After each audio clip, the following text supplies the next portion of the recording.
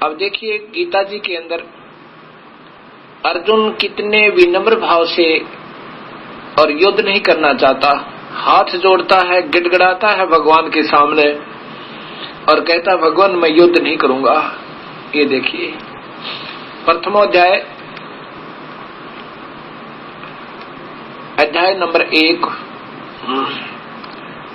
क्या कहते हैं 32वें श्लोक में, हे कृष्ण मैं न तो विजय चाहता हूं और न राज्य तथा सुख को ही। हे गोविंद मैं ऐसे राज्य से क्या प्रयोजन है, हमें ऐसे राज्य से क्या प्रयोजन है अथवा ऐसे भोगों से जीवन से क्या लाभ है। ये 32वां श्लोक। अब 33 में कहा कि हमें जिनके लिए राज्य भोग और सुख आदि अभिष्ट हैं वे ही ये सब धन और जीवन की आशा त्याग कर युद्ध में खड़े हैं। आगे देखो अब श्लोक नंबर 34 में, गुरुजन ताऊ चाचे लड़के और उसी प्रकार दादे मामे ससुर पौत्र साले तथा और भी संबंधी लोग, हे मधुसूदन मरने पर भी 3 लोकों के राज्य के लिए भी, हे मधुसूदन मारने पर भी, इनको मार कर, इनको नहीं मारना चाहता मैं किसी को भी, और यदि 3 लोकों के राज्य के लिए भी इन सबको मारना नहीं चाहता पृथ्वी के लिए तो कहना ही क्या। होए होए कहता है अर्जुन भगवान श्री कृष्ण से कि मैं तो 3 लोक भी कोई देना तो भी ना लड़ूं और ना मारूं इनको। मैं तो ये चाहता हूं कि इनसे मारकर हमें क्या प्रसन्नता होगी, धृतराष्ट्र के पुत्रों को मारकर हमें क्या प्रसन्नता होगी, इन आतातियों के को मारकर तो हम पाप ही लगेगा। अब 37 में देखो, इस प्रकार कहकर अतः हे माधव अपने ही इस बांधव धृतराष्ट्र के पुत्रों को मारने के लिए हम योग्य नहीं हैं, क्योंकि अपने ही कुटुंब को मारकर हम कैसे सुखी हो सकते हैं। अब इसमें क्या कहना चाहे है अर्जुन ने कि हे परमेश्वर, ये 3 लोक के अधीश्वर, यदि मुझे कोई 3 लोक का राज्य भी देवे तो भी युद्ध नहीं करूं, ऐसा अनर्थ नहीं करूंगा, और फिर इस इंद्रप्रस्थ के राज्य के लिए, इस पृथ्वी के राज्य के लिए तो मतलब ही नहीं, अब मैं ऐसा जुल्म नहीं करूंगा। और यहां तक कहा कि ये सामने खड़े दुर्योधन और कौरव मुझे अपनी हत्या को तीर मार दें तो भी मैं अपना मरना नेक समझता हूं, जिस मेरे एक मरने से और लाखों बहन करोड़ों बहन विधवा होने से बचेंगी और करोड़ों बच्चे अनाथ होने से बच जाएंगे। यही अध्याय नंबर 1 श्री गीता जी का श्लोक नंबर 46। यदि मुझ शस्त्र रहित एवं सामना न करने वाले को शस्त्र हाथ में लिए हुए धृतराष्ट्र के पुत्र रण में मार डालें तो वह मरना भी मेरे लिए अधिक कल्याणकारक होगा। अब कहता है कि मैं मर जाऊं अकेला ही और युद्ध ना हो, बहुत अच्छा हो। अध्याय नंबर 2 श्लोक नंबर 4 में कितना मार्मिक, 5 में श्लोक नंबर 5 में कितना मार्मिक हृदय विदारक बात अर्जुन कहता है। महानुभाव हे भगवान कृष्ण, क्योंकि वो कृष्ण मान रहा है उसको, गुरुजनों को न मार के और इस लोक में भिक्षा का अन्न भी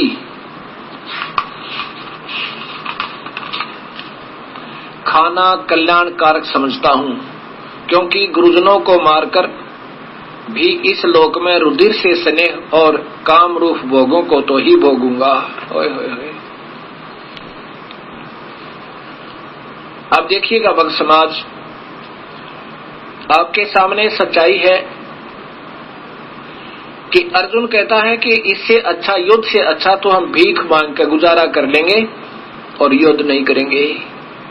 यदि भगवान श्री कृष्ण होते वहां पर अपनी सोझी में और काल ने उसके अंदर प्रवेश ना किया होता तो वो परमात्मा, वो पुण्यात्मा कृष्ण जी कह देते, अर्जुन बहुत अच्छा सोचा तूने, धन्य है तेरे माँ बाप ने, ऐसे समय पर भी युद्ध के लिए तू मना कर गया, बहुत अच्छा, कुछ भी नहीं बिगड़ा है।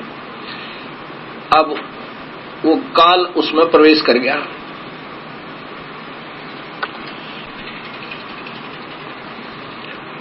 और भगवान श्री कृष्ण को तो स्वयं नहीं मालूम मैंने सारी गीता में क्या कहा, वो उन्होंने नहीं बोला। अगर ऐसा बोला होता तो वो नहीं कहते मैं काल हूं, भगवान श्री कृष्ण काल नहीं, वो तो पुण्यात्मा परमात्मा, वो तीन लोक के सतोगुण भगवान है। वो तो इन काल ने नचा दिया इन सबको। अब देखिएगा, इसी का प्रमाण आपको संक्षिप्त महाभारत में देता हूं।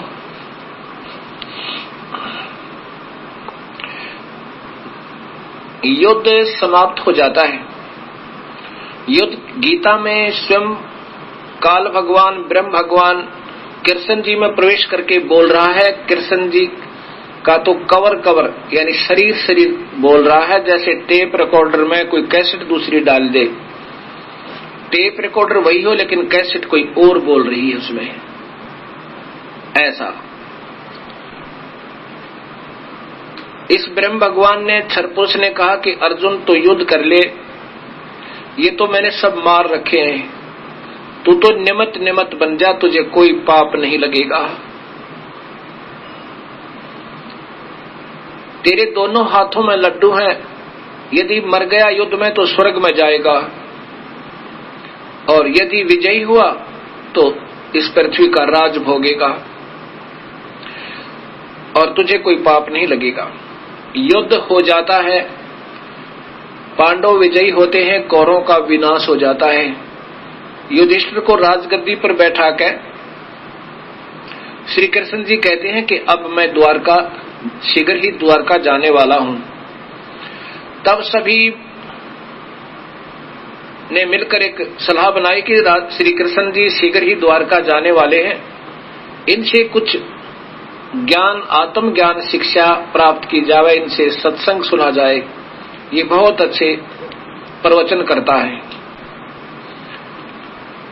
तब सभी ने मिलकर कहा कि हे श्री कृष्ण देव आप शीघ्र ही द्वारका जाने वाले हो, हमें कुछ धार्मिक शिक्षा देकर जाओ, एक सत्संग करो। श्री कृष्ण जी ने स्वीकृति दी और साथ में स्थान और समय निहित कर दिया, वो दिन निश्चित किया।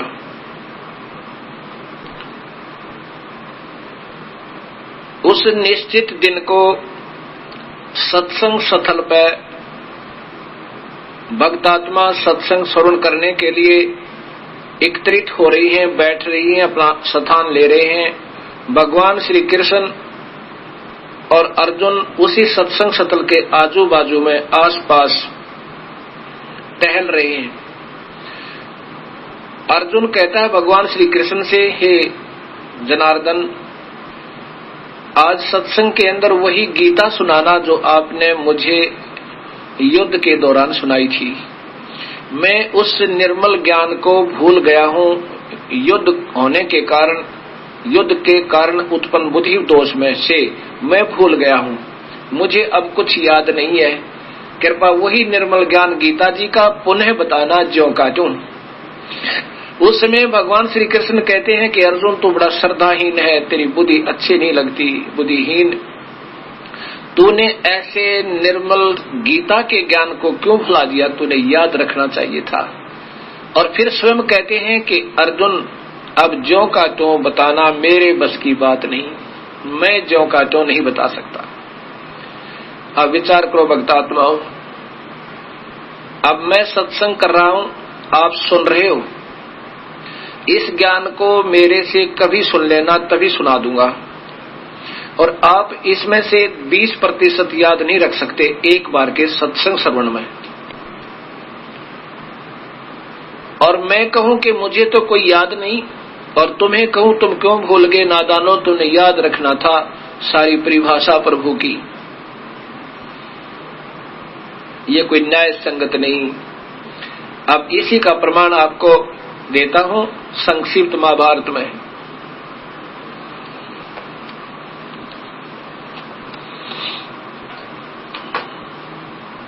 संक्षिप्त महाभारत,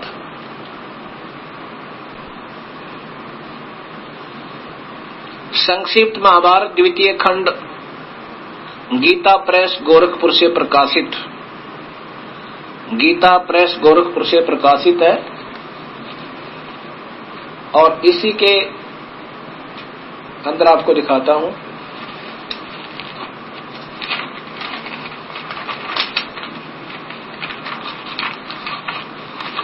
ये बहुत पुराना है, गीता प्रेस गोरखपुर से। ये श्री जयदयाल गोविंद का द्वारा ही टीका है। संपादक तथा संशोधक जयदयाल गोविंद का। अब इसी के 1531 पृष्ठ पे आप स्वयं भी पढ़िएगा।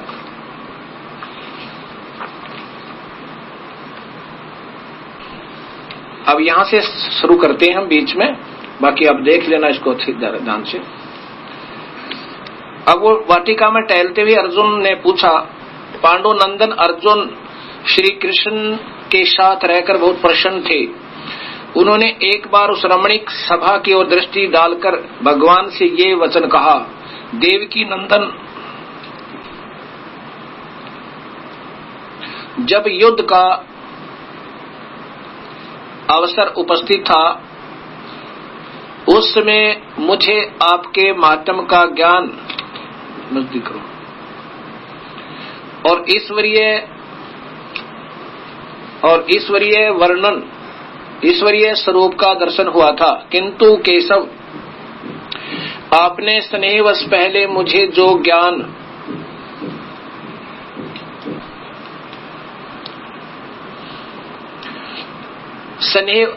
आपने स्नेहवश पहले जो ज्ञान उपदेश किया था वह अब इस समय बुद्धि के दोष से भूल गया है। उन विषयों को सुनने के लिए बारंबार मेरे मन में उत्कंठा होती है।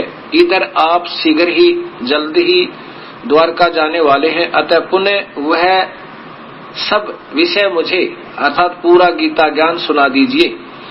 इस पर श्री कृष्ण जी बोले, अर्जुन, उस समय मैंने तुम्हें अत्यंत गोपनीय विषय का श्रवण कराया था। अपने स्वभूत रूप धर्म सनातन पुरुषोत्तम तव का परिचय दिया था और गति का निर्णय करते हुए नित्य लोकों का भी वर्णन किया था।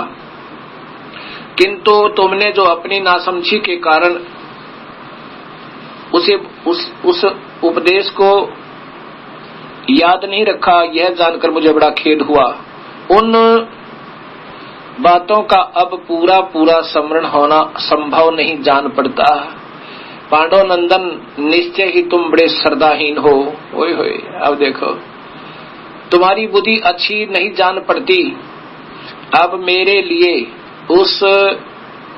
उस उपदेश को ज्यों का त्यों दोहरा देना, गीता को ज्यों का त्यों दोहरा देना कठिन है, क्योंकि उस समय योग युक्त होकर मैंने परमात्म तत्व का वर्णन किया था, अपना नहीं, किसी और परमात्मा का वर्णन किया था।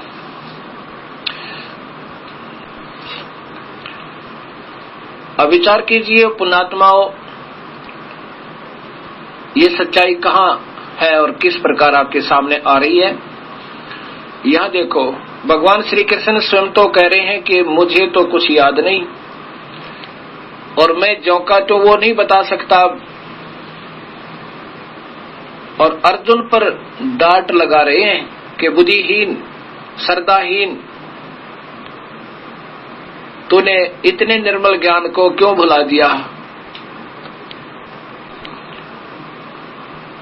और स्वयं को तो कह रहे हैं कि मैंने नहीं मालूम मैंने क्या कहा था। अब जो का तो नहीं बता सकता, अर्थात पूरी गीता नहीं सुना सकता। और अर्जुन के ऊपर डांट मार रहे हैं कि श्रद्धाहीन, बुद्धिहीन, तूने याद क्यों नहीं रखा। इससे सावसिद्ध है कि भगवान श्री कृष्ण को तो मालूम ही नहीं मैंने गीता में क्या कहा था। और फिर कहते हैं कि उस समय तो मैंने उस परमात्म तत्व का, मान लीजिए ये भी विचार करना होगा, अपना नहीं, उस परमात्मा का ज्ञान दिया था। अब यहां विचार करना होगा कि प्रथम तो भगवान श्री कृष्ण ने ये बोली नहीं गीता, वो काल बोल गया उसके अंदर प्रवेश करके। और ये बात कहें कि उसमें मैंने योग युक्त होके ये सब कुछ कहा था, और अब कहते हैं मैं योग युक्त नहीं हो सकता। जब युद्ध के दौरान योग युक्त हो सकते हैं भगवान श्री कृष्ण, उसमें तो पीस ऑफ माइंड था, उसमें तो और शीघ्र योग युक्त हो जाना चाहिए था। और फिर भगवान श्री कृष्ण को तो मालूम नहीं, जो का तो नहीं कह सकते, और श्री वेद व्यास जी ने वही गीता जो की तो फिर लिखती। अब यहां विचार करना, फिर वो काल वेद व्यास जी में प्रवेश कर गया और ज्यों का त्यों गीता को फिर लिखवा दिया। श्री कृष्ण जी ने बोला ही नहीं था बेचारे ने, नहीं तो ऐसी पुण्यात्मा ऐसा जुल्म नहीं करवाते, दुनिया का अनर्थ नहीं करवाता। वो काल समझ गया कि यदि अर्जुन नहीं लड़ेगा तो श्री कृष्ण कहेगा चल भाई धन्य तेरी मां ने, बहुत अच्छा, और तुझे 1 लाख जीव खाने को नहीं मिलेंगे। किसको? काल भगवान को। उसने ऐसा जानकर श्री कृष्ण के अंदर प्रवेश किया और ज्ञान तो सत्य दिया, जो पूर्ण परमात्मा का जैसा भी वो है जो का तो, लेकिन स्वयं अपनी जो टिप्पणी दी वो अधूरी दी। कैसी दी कि तुझे पाप नहीं लगेंगे अर्जुन, तू युद्ध कर ले, तुझे पाप नहीं लगेंगे। आगे बताएंगे अर्जुन को पाप लगा। एक भक्त आत्मा मुझे मिला, उसने कहा कि हमारे गुरुदेव ने गीता जी को बड़ा छान रखा है। आपके पूज्य गुरुदेव जी का क्या शुभ नाम है? इस दास ने उस भक्त से पूछा। श्री आसाराम जी। आज कौन नहीं जानता, इस हिंदुस्तान के कोने कोने में उनका नाम गूंज रहा है। फिर इस दास ने भी उनके वचन संस्कार टीवी पर देखे। उन्होंने क्या कहा आसाराम जी ने वचनों में कि गीता जी के ज्ञान को सुनकर अर्जुन का भय नहीं रहा, अर्जुन निर्लेप हो गया, ऐसा ऐसा बहुत कुछ कहा उन्होंने। अब ठीक है, महापुरुषों का उद्देश्य तो अच्छा ही होता है, भक्त आत्माओं को मार्गदर्शन करने का ही होता है। अब यहाँ उन्होंने फिर ये भी बताया कि हमारे गुरुदेव आसाराम जी द्वारा गीता बिल्कुल जो का तो सही श्रेष्ठ ज्ञान दिया है, आप उनको पढ़कर देखना। मेरे से उन्होंने कहा, किसने? श्री आसाराम जी के शिष्य ने। फिर मैंने उनसे पूछा कि आप क्या पूजा करते हो, आपका इष्ट कौन है? आसाराम जी के शिष्य ने बताया, मेरा इष्ट श्री कृष्ण भगवान है, यही सर्वस्वा है। हमारे गुरुदेव ने बताया यही पूर्ण ब्रह्म है, यही पार ब्रह्म है, यही सर्वशक्तिमान है और जो कुछ चाहे सो कर सकते हैं। और हमारे गुरुदेव आसाराम जी ने गीता जी का सत्य ज्ञान दिया है। गीता जी तो ज्ञान सत्य ही है, लेकिन सरलार्थ ठीक किया होगा, बहुत अच्छी बात है। मैंने उनसे कहा तो उन्होंने ये श्रीमद् भगवत गीता भेंट की।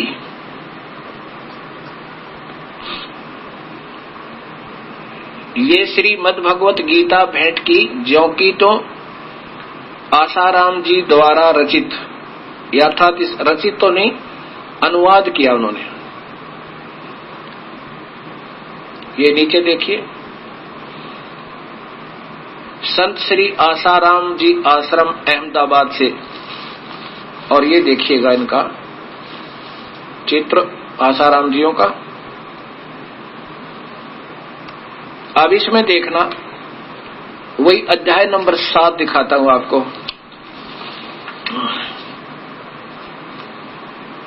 अध्याय नंबर 7 और श्लोक नंबर 18 देखो। अनुत्तम का अर्थ इन्होंने अति उत्तम लिखा है। 7वां अध्याय 18वां श्लोक, ये लिखा है, माम एवं अनुत्तमाम गतिम, ये अनुत्तम है। इस अनुत्तम का इन्होंने क्या अर्थ किया है? अति उत्तम। ये सभी उद्धार हैं, परंतु ज्ञानी तो साक्षात मेरा स्वरूप ही है, ऐसा मेरा मत है। क्योंकि यह मदगत मन बुद्धि वाला ज्ञानी भक्त अति उत्तम गति स्वरूप मुझमें ही स्थित अच्छी प्रकार स्थित है। देखो, ज्ञानी भक्त अति उत्तम गति स्वरूप मुझमें, यहां इसका अनुत्तम लिख लो। जानो सत तो इसका ये अनुत्तम लिख दो। अनुत्तम लिख दे तो सारा ठीक हो जाएगा। और जो लोहे को सोना बतावे वो कितना ज्ञानी संत होगा। अति उत्तम लिखा है अनुत्तम को। और फिर देखिए, या अगर हम लिख दें अनुत्तम ही, या अनुत्तम लिखना चाहिए, अश्रेष्ठ, मेरी अश्रेष्ठ गति स्वरूप में अच्छी तरह स्थिर है। अब देखो 24वां, अब 24वें में फिर विचलित है ये भी। वहां अनुत्तम का अति उत्तम लिखते हैं और यहां स्वयं ये देखो अनुत्तम को अनुत्तम ही लिख करके इन्होंने भी पीछा छुटा लिया। ये देखो, ये अनुत्तमम, ये 24 नंबर श्लोक है। और ये देखिए अनुत्तम, यहां अनुत्तम लिख दिया, वहां भी अनुत्तम लिखना चाहिए था। बुद्धिहीन पुरुष मेरे अनुत्तम, अनुत्तम माने घटिया, अविनाशी, परम भाव को नहीं जानते। अब बताओ, वहां अति श्रेष्ठ एक ही शब्द का अर्थ किया, वहां भी अनुत्तम कर दे तो ठीक था। लेकिन इनको स्वयं ही ज्ञान नहीं, श्री कृष्ण को ये पार ब्रह्म, पूर्ण ब्रह्म और सर्वशक्तिमान बता रहे हैं। अब ये विचार करना। फिर इस दास ने उस परम पूज्य संत श्री आसाराम जी के शिष्य से पूछा, आप अन्य उपासना भी करते हो? अजी करते हैं। क्या करते हो? श्राद्ध निकालते हो क्या? हाँ जी, हमारे गुरुजी तो बताते हैं, श्राद्ध निकालने की विधि भी बताते हैं। तो श्राद्ध निकालना क्या होता है? पितृ पूजा। और पितृ पूजा देवी के नवरात्रे भी बताते हैं। हाँ जी, वो भी बताते हैं। ठीक है भी, जैसे आपकी मर्जी, जो आपकी इच्छा है। बाकी देखिएगा गीता जी के उन्हीं के कमलों द्वारा, उन्हीं के आपके गुरुदेव के कमलों द्वारा रचित ये श्रीमद् भगवत गीता संत श्री आसाराम जी द्वारा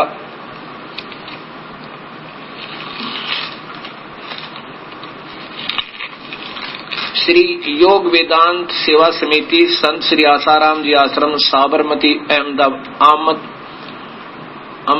अहमदाबाद, दरियावर रोड, जहांगीरपुर, सूरत।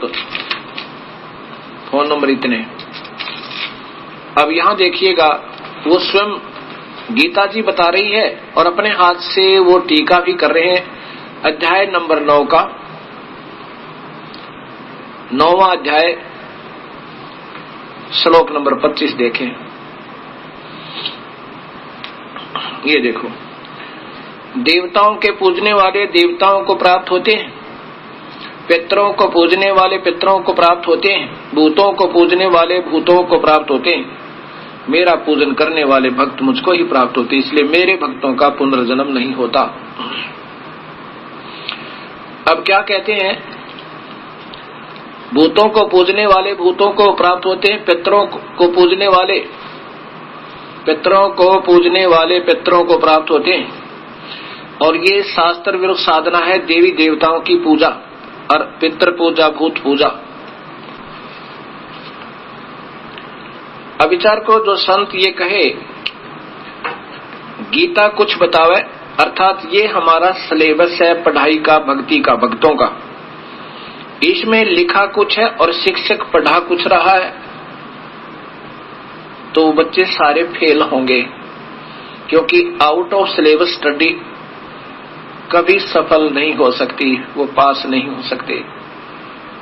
अब यहाँ देखिएगा, गीता जी मना करती है आन देवताओं की पूजा नहीं करना। आन देवताओं में भगवान श्री कृष्ण भी आते हैं तीनों गुण के आधार पे, और ये स्वयं लिखते हैं गीता में, ये स्वयं भी लिख रहे हैं कि तीनों गुणों के द्वारा जिनका ज्ञान हर लिया, यानी त्रिगुणमयी माया के द्वारा जिनका ज्ञान हर लिया, वही नर अधम नीच व्यक्ति, मनुष्यों में नीच दुष्कर्म करने वाले, वो मुझे नहीं बचते अर्जुन, मुझे मीन ब्रह्म काल की पूजा नहीं करते, तीनों गुणों की पूजा तो रिजेक्ट करते हैं। इन्हीं के शब्दों में देख लो, ये स्वयं बता रहे हैं 7वें अध्याय में 12वें श्लोक में से प्रारंभ है। गीता जी श्री आसाराम जी द्वारा टीका अपने करकमलों से लिख रहे हैं कि इन तीनों गुणों को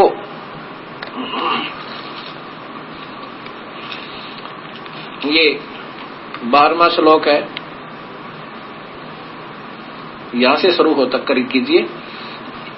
और जो भी सतगुण से उत्पन्न होने वाला भाव है और जो रजोगुण से और तमोगुण से होने वाले भाव हैं, उन सबको तू मुझसे ही होने वाले हैं ऐसा जान, परंतु वास्तव में मैं उनमें और वे मुझ में नहीं है।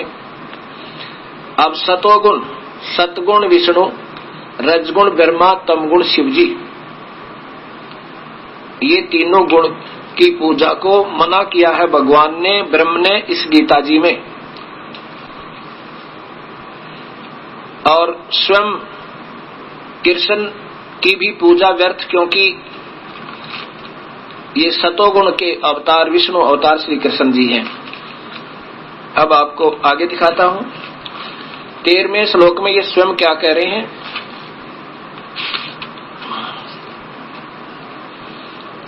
13वें श्लोक में गुणों के कार्य रूप सात्विक, राजस और तामस, इन तीनों देवताओं रजगुण ब्रह्मा, सदगुण विष्णु, तमगुण शिवजी से, इन तीनों प्रकार के भाव से अर्थात इन्हीं की भक्ति के आधार पर सारा संसार प्राणी समुदाय मोहित हो रहा है। इसलिए इन तीन गुणों से परे ब्रह्मा विष्णु महेश से ऊपर मुझ अविनाशी को नहीं जानता। ये काल कह रहा है कि मैं इनसे दूर हूं। वो कैसे है वो फिर देखिएगा। ये एक ब्रह्मांड अंड का लघु चित्र, ये देखिए, दिखेंगे एक ब्रह्मांड अंड का लघु चित्र। और फिर ये देखो, एक ब्रह्मांड में ये ब्रह्मा विष्णु महेश विभागीय प्रभु है, राम है। ये नीचे के 7 लोक, ये पृथ्वी लोक, ये इंद्र का लोक, ये स्वर्ग और नरक, और ये धर्मराय का लोक, ये भगवान शिव का लोक, एक विभागीय मंत्री एक प्रांत में, ये ब्रह्मा का लोक, ये विष्णु जी का लोक, और ये काल यहाँ इनसे दूर है, यहाँ भी दूर है ये। और ये महाब्रह्मा महाविष्णु और महाशिव रूप में, ये महाब्रह्मा महाविष्णु महाशिव रूप में यहाँ रहता है। और ये इनको दर्शन नहीं देता, अपनी कृपा से इनको घुमा फिरा के कभी दूर से दर्शन दे देता है। यहाँ पर ये माई है और यहाँ एक स्वर्ग लोक बना रखा है, महास्वर्ग इस काल में। अब फिर देखिए 21 ब्रह्मांड का चित्र।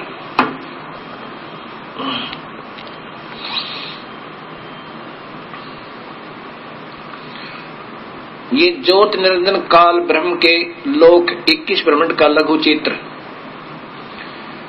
ये एक महाब्रह्मांड है, ये एक महाब्रह्मांड है और इसमें 5 ब्रह्मांडों का एक ग्रुप बना रखा है। 5, ये 4 महाब्रह्मांड है ऐसे ऐसे।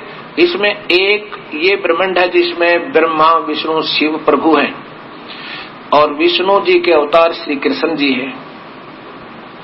ये ऐसे ऐसे 5 का ग्रुप है। ऐसे ऐसे 4 महाब्रह्मांड में 5-5 का ग्रुप बनाकर ब्रह्मांड का, ये 4 महाब्रह्मांड में सभी को रोका हुआ है और ये काल इनसे बाहर रहता है। ये देखो, ये काल इनसे बाहर रहता है जो विराट रूप है, 1000 भुजा वाला है। ये कहता है कि मैं इन तीनों गुणों में रजगुण ब्रह्मा, सतगुण विष्णु, तमगुण शिवजी से दूर हूं और जो कुछ भी हो रहा है वो मुझसे ही हो रहा है। इसी काल ने ये नकली सतलोक, नकली अलखलोक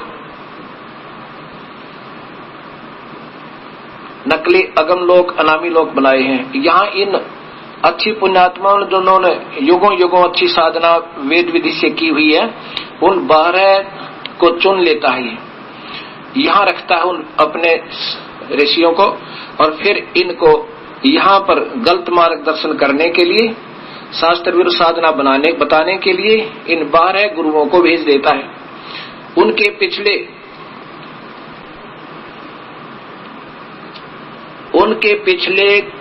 पुण्य कर्मों के आधार पर वो सुखी भी नजर दिखाई देते हैं, और सब शास्त्र विरुद्ध साधना अपने अनुयायियों को बताते रहते हैं। वेदों में लिखा कुछ है, गीता में लिखा कुछ है, साधना कुछ बता रहे, उसके विपरीत ये काल के दूत बताए। वो 12 वहां रखता है अपने एक कोने में, और फिर उनको यहाँ भेज देता है। गलत मार्गदर्शन करके लाखों की संख्या में गुमराह कर जाते हैं भोली आत्माओं को, फिर उसके दोष के भागी ये स्वयं ये संत बनते हैं। इनको फिर वहां उल्टा लटकाया जाता है, इनको भी सजा मिलती है, जिनको ये काल अपने दूत बनाकर भेजता है। ये नहीं बख्शता किसी को भी। तो ये काल इनसे न्यारा है, और ब्रह्मा विष्णु में ही रजगुण सतगुण तमगुण है। ये भी अभी आपको देवी भागवत महापुराण में प्रमाण दूंगा कि स्वयं स्वीकार करते हैं कि हम तो जन्म मरण में है, हम तो नित्य है ही नहीं, हम तो जन्म और मरण में है, हमारा आविर्भाव होता है, हमारा जन्म होता है। अब फिर वही गीता जी संत श्री आसाराम जी आश्रम अहमदाबाद के द्वारा, और ये इन्हीं के द्वारा लिखी हुई श्रीमद् भगवद गीता, श्री योग वेदांत सेवा समिति, संत श्री आसाराम आश्रम साबरमती अहमदाबाद। इसी में फिर देखिए वो 7वां अध्याय जो प्रकरण चल रहा है, 7वां अध्याय और श्लोक नंबर 15, 14 देखो। 13 तो आपको सुना दिया, 14 देखो। क्योंकि ये अलौकिक अति अद्भुत है, ये देखो, त्रिगुणमयी मेरी माया, रजगुण ब्रह्मा, सतगुण विष्णु, तमगुण शिवजी रूपी ये 3 गुणों के द्वारा फैला गया जाल, ये मेरी माया, ये काल कह रहा है, बड़ी दुस्तर है, बड़ी निकम्मी है, बड़ी खतरनाक है। और परंतु जो पुरुष केवल मुझको निरंतर भजते हैं, वे ही इस माया को उल्लंघन कर जाते हैं, अर्थात संसार सागर से तर जाते हैं। अब ये देखो, इस त्रिगुणमयी माया के द्वारा, यानी तीनों गुण रजगुण ब्रह्मा सतगुण विष्णु तमगुण शिवजी के द्वारा जिनका ज्ञान हरा जा चुका है, ऐसे असुर स्वभाव भाव को धारण किए हुए मनुष्यों में नीच दूषित कर्म करने वाले मूढ़ लोग मुझे नहीं बजते। ओए होए, अब देख लो, कई भक्तात्मा ये शंका व्यक्त करते हैं कि ये क्या प्रमाण है कि रजगुण ब्रह्मा है, सतगुण विष्णु है, तमगुण शिवजी है, क्योंकि वो तो वही कर सकते हैं जिनको ना तो गुरु अच्छे मिले, उनके गुरुओं को स्वयं ज्ञान नहीं, जिनको जो आज तक अभी ब्रह्मा विष्णु महेश को अजर अमर अजन्मा बता रहे हैं वो संत, वो कितने ज्ञानवान होंगे ये समाज स्वयं देख लेगा। अब दिखाता हूं आपको कि रजगुण ब्रह्मा सतगुण विष्णु तमगुण शिवजी, ये देवी भागवत महापुराण प्रमाण करती है। आप देखिएगा, गीता प्रेस गोरखपुर से प्रकाशित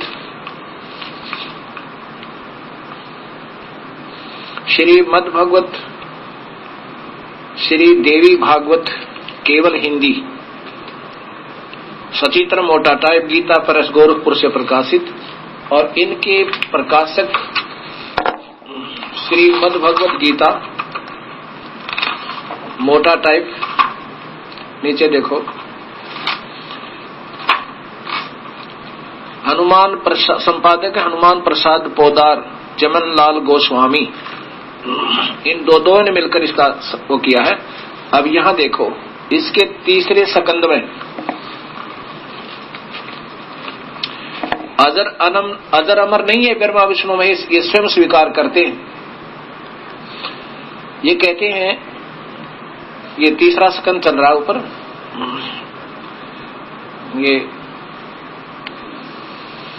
ये 3रा स्कंद है, ये देखो, ये 3रा स्कंद, इसमें है यह तुम शुद्ध स्वरूपा हो विष्णु जी कह रहे हैं स्वयं तुम शुद्ध स्वरूपा हो, यह संसार सारा संसार तुम ही से उदासित हो रहा है। मैं ब्रह्मा और शंकर, विष्णु ब्रह्मा और शंकर, हम सभी तुम्हारी कृपा से विद्यमान है, हमारा आविर्भाव है। ओए होए, हम तो जन्मते और मरते हैं, त्रोभाव माने मृत्यु है।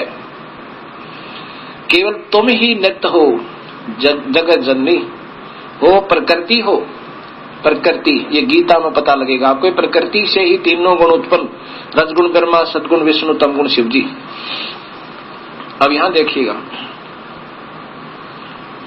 अब यहां पर विष्णु जी कहते हैं, स्वयं भगवान शंकर बोले, हे देवी, यदि महाभाग विष्णु तुमसे प्रकट हुए हैं और उनके बाद उत्पन्न होने वाले ब्रह्मा, विष्णु भी काल और इस देवी से उत्पन्न हुआ और ब्रह्मा भी तो तुम्हारे बालक हुए, तो मैं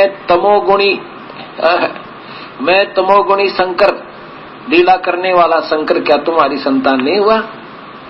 अर्थात मुझे भी उत्पन्न करने वाली तुम ही हो शिवे।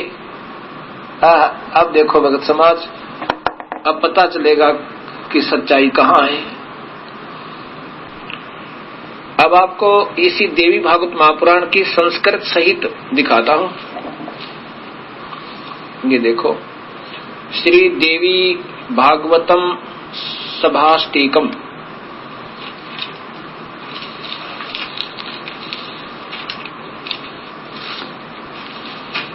इसके संपादक हैं खेमराज श्री कृष्णदास प्रकाशन बंबई, इसके प्रकाशक हैं। और इसी के तीसरे सकंद में स्वयं भगवान स्वीकार कर रहे हैं,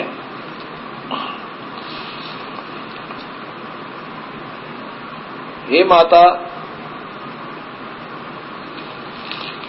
ये देखो तीसरा सकंद है, ये सब लोकों के सृजन करने की इच्छा करने वाले हरि यानी विष्णु, ब्रह्मा और शिव, ये सब तुम्हारे चरणामृत की भक्ति और प्रीति को प्राप्त होकर करती हुई सब करते हैं। हे माता, करते हैं, हे माता, यदि हमारे ऊपर सदा आप दया युक्त हो, आप हमारे पर दयालु हो, तो आप तो हमको तमगुण में, शिव कह रहा कि मुझे तो तमगुण बना दिया आपने, किस प्रकार प्रदान किया है, और ब्रह्मा रजोगुण और हरि सतगुण है। ओए हे मालिक, अब देखो शिव जी कह रहे हैं कि आप हमारे पर दयालु हो तो हमें ऐसा दुष्कर्म करने की ड्यूटी क्यों दी? ब्रह्मा शरीर बनवावा, विष्णु पाड़र मैं मारूं। देखो रो रहे हैं बेचारे, ये स्वयं कह रहे हैं, हे माँ, यदि आप हमारे ऊपर दया युक्त हो, दयालु हो, तो हमको यानी मुझे तो तमोगुण में प्रदान कर दिया, और ब्रह्मा रजोगुण और हरि सतोगुण यानी विष्णु को सतोगुण में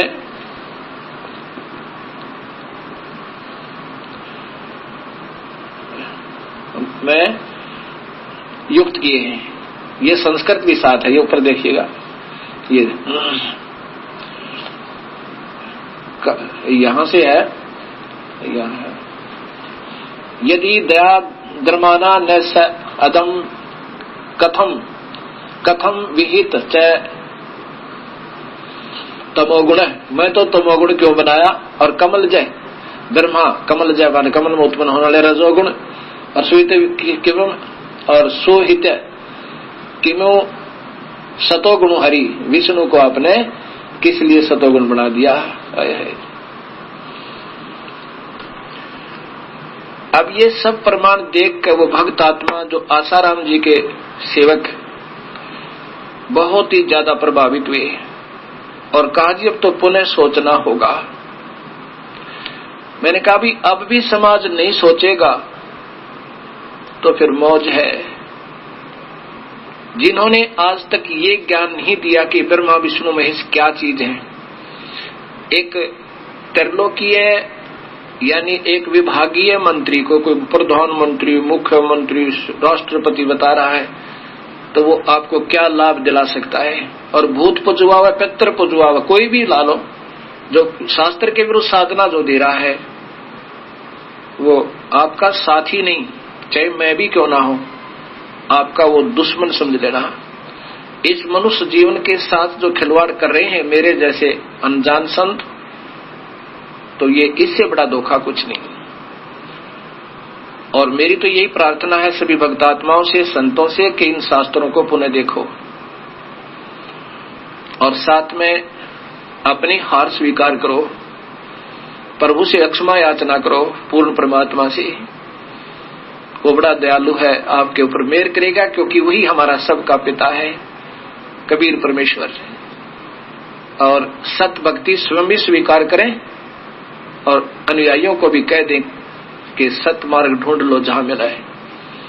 एक समय ये दास राजस्थान में सत्संग कर रहा था, वहां पर एक वृद्ध व्यक्ति आया, मेरे से मिला और कहा कि महात्मा जी, आज तक मैंने बहुत भ्रम भटक लिया और मेरे भी 500, 1000, 2000 शिष्य भी हैं, लेकिन मैं अधूरा गुरु हूं। आज मुझे पता चला कि मैं महान दोषी हूं और मैंने आज शाम को जाकर सबसे कह दिया और सब जगह इतला भिजवा दी कि मैं तुम्हारा गुरु नहीं, मैं स्वयं अधूरा हूं और पाप का भागी हूं, तुम्हारा वजन उठा लिया मैंने आज सत्संग सुना है और तुमने इच्छा हो अपनी मर्जी से कहीं संत ढूंढ लो, मैं पूरा गुरु नहीं हूं और आज से मैं अपने आप को आपके भार से मुक्त करता हूं। हाँ ठीक है, मैंने जैसे जितना सोच थी अच्छी सोची थी आपके लिए, और मैं भी उन्हीं महात्मा जी से नाम ले लिया है, मेरे पास आए और अक्षमा याचना की। मैंने कहा कोई बात नहीं, मैं तो एक दास हूं आपका, आप मेरे गुरु बनकर आ जाओ, लेकिन पूजा ये कर दो। इस दास के बताए अनुसार उसने उपदेश लिया, अपने सैकड़ों की संख्या में उसी दिन से सागे, कुछ बाकी फिर कहने लगे जी इधर आओगे, उस टाइम हम आएंगे और अपना उपदेश लेंगे। मैंने कहा जल्दी मत करना, इन शास्त्रों को दोबारा देखो और फिर 3 नाम का मंत्र है, उसी से लाभ होगा, अन्यथा नहीं होगा, चाहे कितनी बात बनावे। ओम नाम तो सर्वप्रथम, और वो भी पूरा अधिकारी संत देवे। ये अधूरा ज्ञान देने वाले तो आपको जो भी दे रहे हैं वो तो स्वयं ही मान्यता प्राप्त नहीं है। कोई भी संत है, चाहे मैं हूं चाहे कोई और है, इसलिए वो 3 नाम का मंत्र है। वो कबीर परमात्मा ने ही ये मार्ग सत्य जब भी आए हैं चलाया है, आज भी उन्हीं की कृपा से ये सूर्य उदय हो रहा है और सभी ने आके लाभ उठाना चाहिए। सत साहिब। अब गीता जी में प्रमाण फिर देखिए, काल कहता है कि मेरे से और इस प्रकृति देवी से, इन तीनों ब्रह्मा विष्णु महेश की और साथ में सभी प्राणियों की उत्पत्ति होती है। यही गीता जी, गीता प्रेस गोरखपुर से प्रकाशित।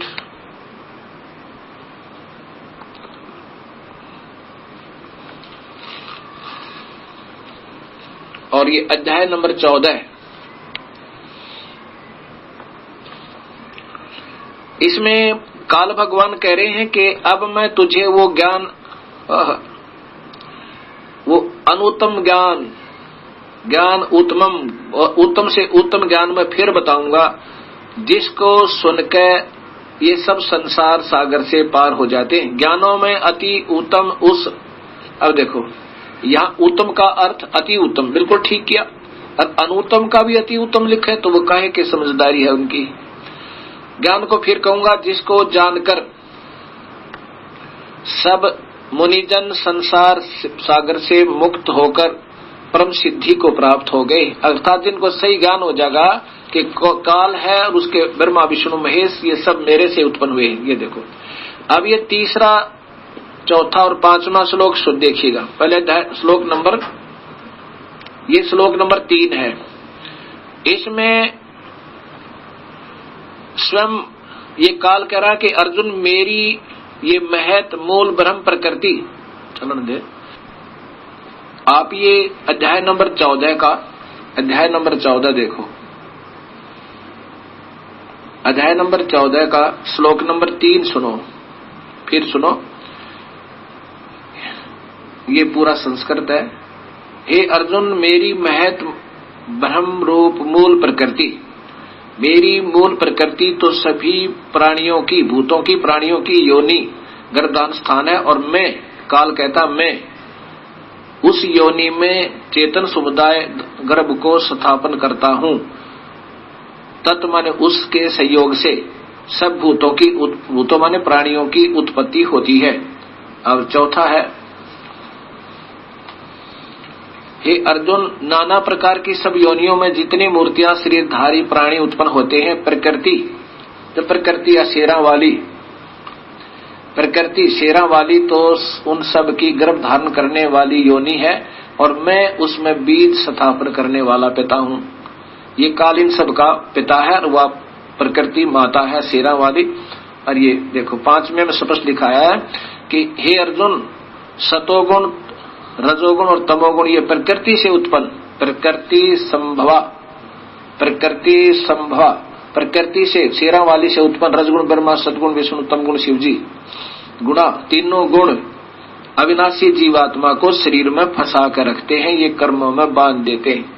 अभी इसी को आप श्री आसाराम जी के द्वारा रचित ये गीता जी के द्वारा देखें। इसमें भी ये यही स्वीकार करते हैं आसाराम जी द्वारा, ये श्रीमद् भगवत गीता और उन्हीं के आश्रम से प्रकाशित है।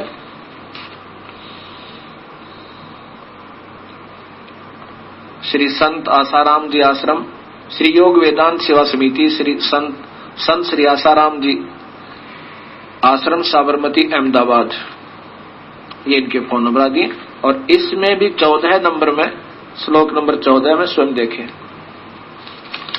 अध्याय नंबर 14 में, ये अध्याय नंबर 14वां अध्याय।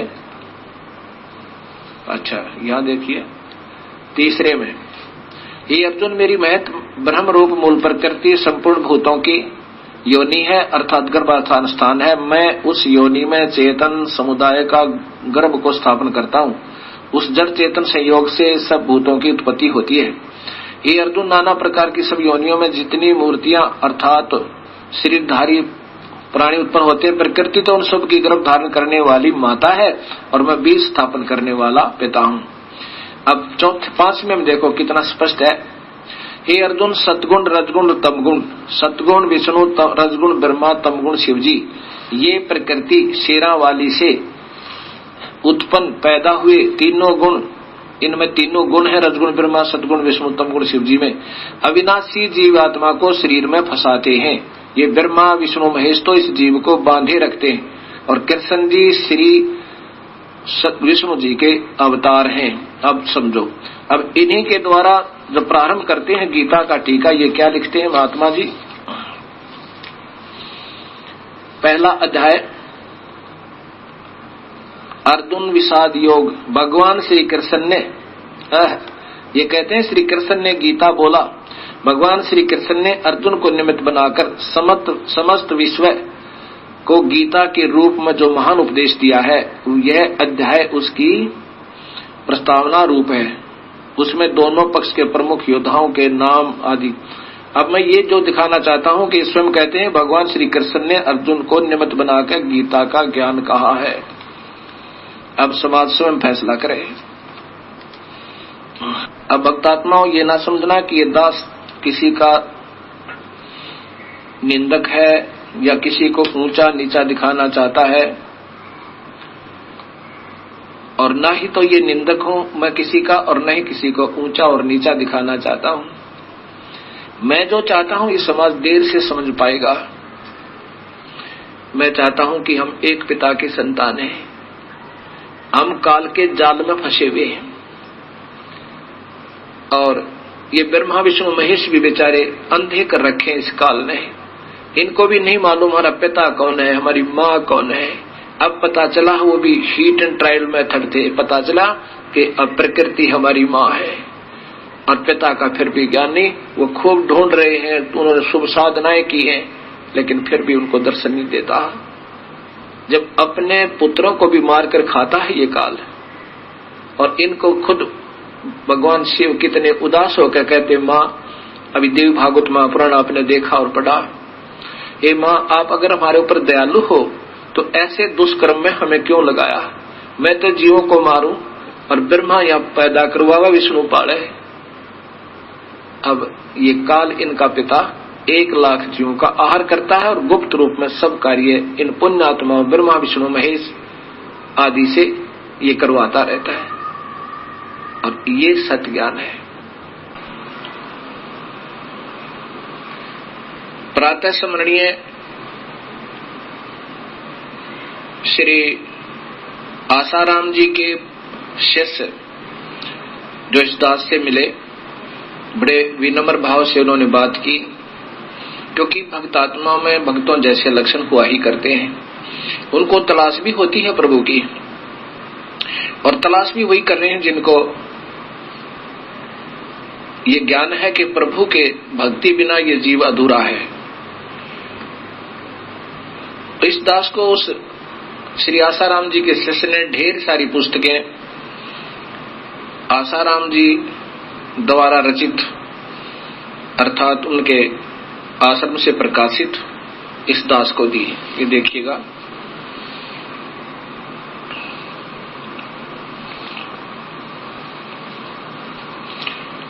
इसमें ऋषि प्रसाद ये आदि काफी पुस्तकें, ये नाना प्रकार से उन्होंने रची हैं। उनमें से गीता जी भी उनके द्वारा कर कमलों द्वारा बनाई गई। ये बहुत सी पुस्तकें हैं। इनमें से एक ही पुस्तक को ध्यान से देखा। सर्वप्रथम ये पुस्तक ध्यान से पढ़ा, देखा, ऋषि प्रसाद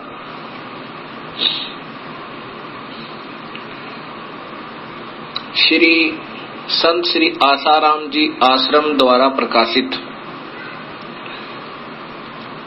और ये देखना इधर ध्यान से, वर्ष 12 अंक 112 अप्रैल 2002 चैत्र मास विक्रमी संवत 2058, ये इस का प्रकाशन का वो है। ये इसके पृष्ठ नंबर 2 पे आप देखिएगा, ये प्रश्न नंबर 2 को पढ़ना जरा।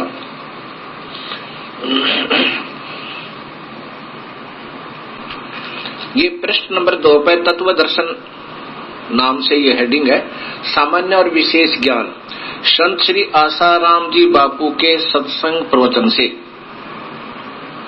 ये उनके प्रवचनों से है। यहां देखकर इधर देखिएगा, लगता है कोई कहता है कि परमात्मा मरने के बाद मिलेंगे, बैकुंठ में जाएंगे तब मिलेंगे। आसाराम जी प्रवचन कर रहे हैं, गुरु कृपा करेंगे फिर मिलेंगे। परंतु जब गुरु कृपा हुई और ठीक से जान लिया तो लगेगा कि उसे पाना कितना सरल है, भगवान को पाना कितना आसान है। कितना स्वयं करे, इतना आसान, इतना सरल कि अर्जुन को युद्ध के मैदान में मिल गया। ये ध्यान से पढ़ना भक्तवृंद, इतना सरल कि अर्जुन को युद्ध के मैदान में मिल गया। राजा जनक को घोड़े की रकाब पर पैर डालते डालते मिल गया। राजा खटवांग को 2 मुहूर्त में मिल गया। राजा परीक्षित को 7 दिन में कथा सुनते सुनते मिल गया। अब पहले इसको विचार करना, फिर सारी समझ में आ जाएगी आपके। इतना सरल कि अर्जुन को युद्ध के मैदान में मिल गया। अब बताता हूं क्या मिल गया।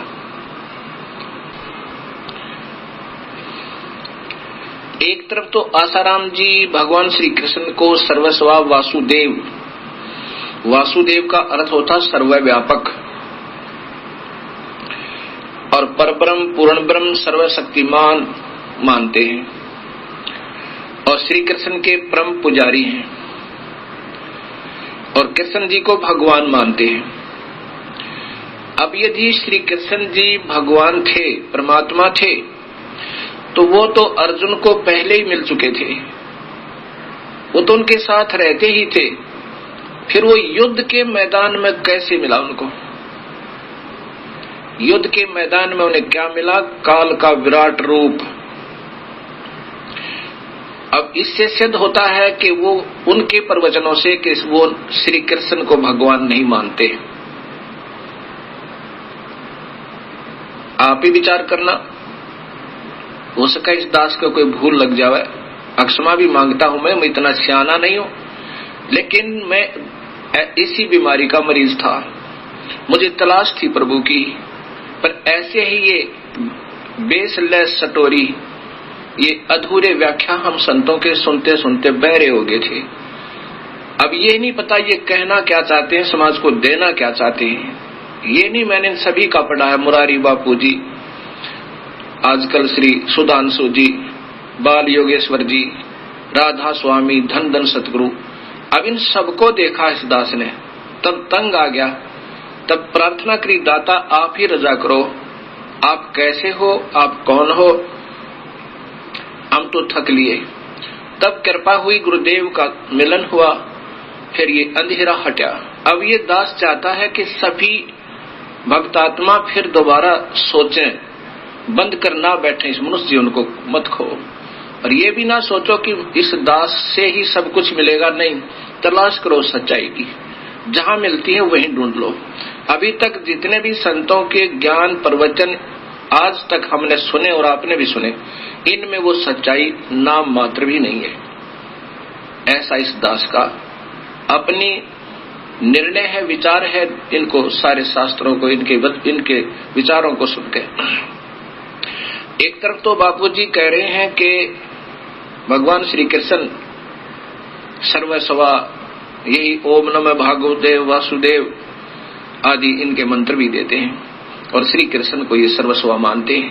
वो श्री कृष्ण तो पहले ही अर्जुन के साथ रहते थे, अब युद्ध के मैदान में मिल गया, यह बात नहीं समझ में आई। यदि युद्ध के मैदान में मिलने वाली शक्ति काल को ही ये प्रभु मान रहे हैं, तो भी ये काल के ही जाल में है, और आप भी हैं और अनुयायी भी हैं, सीधा सा बात है। आगे तो बहुत लंबा विवरण है कि राजा परीक्षित को क्या मिला 7वें दिन। राजा परीक्षित की केवल वृत्ति इस संसार से हटी और स्वर्ग पहुंच गया, बस ये मिला। जब स्वर्ग के पुण्य समाप्त होंगे फिर नरक जाएगा, फिर गधा बनेगा राजा परीक्षित, इतना मिला उनका। ऐसा ही खटवांग, जो श्री रामचंद्र जी के दादाजी थे, उसको खट दिलीप भी कहते हैं, उन्होंने हृदय से याद किया, उसको पता चला था कि 2 घड़ी की तेरी आयु है, बस तब भूल गया सारे जीवन को। अब कोई बता दे किसी को कि तेरे ज्यादा जीवन नहीं है, फिर देखो उसकी तड़प है। पहले प्रभु भक्ति को चाहने वाली आत्मा होती थी, गुरु बनाए होते थे, विधिवत साधना करते होते थे, उस समय वो मरते हुए 2 घड़ी में ही स्वर्ग प्राप्ति की, और कुछ नहीं हुआ उसको, केवल स्वर्ग चले गए उनके पुण्यों के आधार पर। जब वो पुण्य समाप्त हो जाएंगे, ये सटवांग अर्थात ये खट दिलीप भी नरक जाएगा, फिर 84 में गधे और कुत्ते के चक्कर में आएगा। राजा जनक को घोड़े की रकाब पर अगर भगवान मिल जाता तो फिर राजा जनक ही नानक जी के रूप में दोबारा जन्म नहीं लेते। श्री गुरु नानक देव जी वही राजा जनक के अवतार हैं हुए, और फिर कबीर परमेश्वर से मिले तो उनका छुटकारा हुआ, मुक्ति हुई।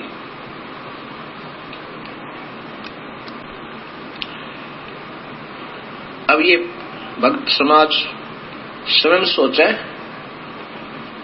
और ढूंढ सच्चाई को ढूंढे। अब यहाँ एक समस्या और आती है। एक भक्त मुझे मिला, वो कहने लगा, जी आपके अभी तक जितना सत्संग सुना है इससे तो बिल्कुल निर्णय हो गया है कि परमात्मा कौन है, वो तो शास्त्र प्रमाणित है, और संतों को आंखों देखे संतों का प्रमाण आपने जो दिया है वो तो हृदय में समा गया है। अब ये समस्या आई है मेरे सामने, क्या कहता है कि मैंने एक संत तक नाम ले रखा है, उसने नाम भी बताया राधा स्वामी पंत से, और आपके सत्संग से ये तो ज्ञान हो गया कि अभी तक हमारे संतों ने सृष्टि रचना भी नहीं बताई हमारे को, और जिन्होंने सृष्टि रचना का ही ज्ञान नहीं है तो ले कहां जाएंगे, जिनको यही नहीं मालूम वो परमात्मा है कौन। अगर देखा होता उन संतों ने तो सीधा कहते वो कबीर परमेश्वर है, वेद गुण गावे और कुरान शरीफ बतावे, आंखों देखा गरीबदास जी बतावे, गुरु नानक देव जी बतावे, धर्मदास जी बतावे कि वो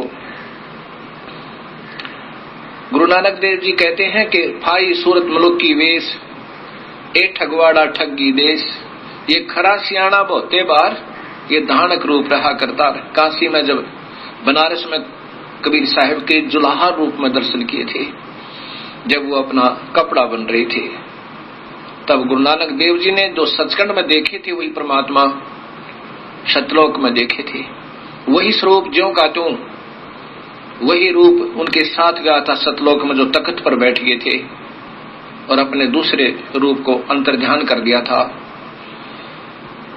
तब कहा था कि भाई सूरत मुलुक की वेश, ये ठगवाड़ा ठगी देश, ये किसी को सबके सामने ये नहीं बता महसूस होने देता कि मैं भगवान हूं, और क्योंकि वो तो कबीर साहब तो कहते हैं मैं प्रभु हूं, सारी सृष्टि का रचनहार हूं, लेकिन हमारा अधूरा ज्ञान ये स्वीकार नहीं करता कि आप भगवान हो।